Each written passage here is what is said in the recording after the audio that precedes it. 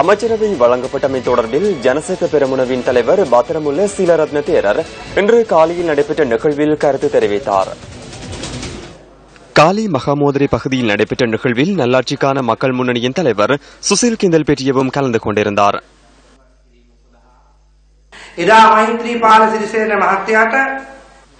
மைத்ரிபால சிறிசேனவுக்கு எதிராக சொன்னவர்கள் இன்று அவரின் வாசற்கதவிக்கு அருகில் அமைச்சு பதவிகளை பெறுவதற்கு நிற்கின்றனர்.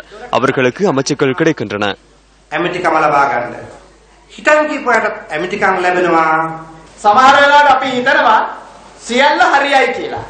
சில சந்தர்ப்பங்களில் அனைத்தும் சரி என நாங்கள் நினைக்கின்றோம். ஆனால் அது அவ்வாறில்லை. எமது நாட்டில் இன்னமும் நாங்கள் தலைவர்களை தேடிக் கொண்டிருக்கின்றோம். அவ்வாறு தேடும் தலைவர்கள் இன்னும் வெளிப்படவில்லை. ஸ்ரீலங்கா சுதந்திர கட்சி மற்றும் ஐக்கிய தேசிய கட்சி தான் நாட்டில் எதிர்க்கட்சி வரும் என நினைத்திருந்தோம். ஆனால் வடக்கிலிருந்து வந்த தமிழ் தேசிய கூட்டமைப்பு இந்த நாட்டின் எதிர்க்கட்சியாகின்றது. இது நல்ல விடயம்தான். இதன்போது கர்ப்பிணி தாய்மார்களுக்கான போஷாக் உணவு பொதி வழங்கப்பட்டது.